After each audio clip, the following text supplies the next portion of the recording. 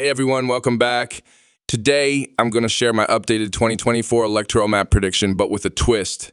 Instead of just showing you the final results, I'll be filling in the map based on when the polls close across the country. In case you didn't know, polls don't close everywhere at the same time.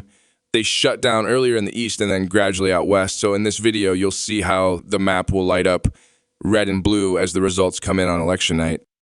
Before we get into details, hit the subscribe button, like this video, and leave your thoughts in the comments. Thank you for your support. Harris polls close at 7:00 p.m. Eastern in 6 states, which together have 60 electoral votes. Not a huge number, but this is when we'll start to see the map color in. Most of these states are pretty straightforward, so we'll fill in the solid ones first. States where either candidate will win by 15 points or more.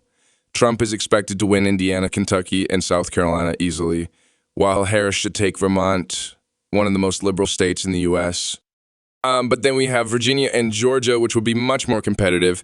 In 2020, Biden won Virginia by a pretty comfortable margin, but the state has shifted to the right since then. Republicans took key races, including governor, attorney general, and lieutenant governor. Harris is only up by around 2 points in recent polls, so I'm putting Virginia in the tilt column.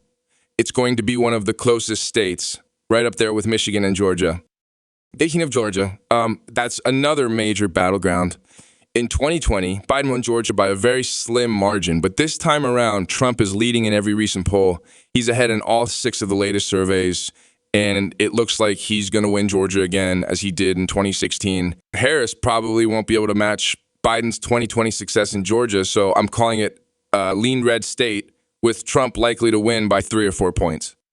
At this point in the night, Trump will be in the lead with 44 electoral votes compared to Harris's 16. So at 7:30 p.m., polls close in 3 more states: Ohio, West Virginia, and North Carolina. West Virginia is one of the most Republican states in the country, so Trump will win that easily. Ohio, on the other hand, used to be more competitive but has moved solidly toward Republicans in recent years. Trump flipped Ohio in 2016, won it by 8 points, and did about the same in 2020. He's heavily favored again this year, so I'm marking Ohio as likely red, one with Trump expected to win by around 10 points. Lastly, we have North Carolina. This is a state Trump won in both 2016 and 2020.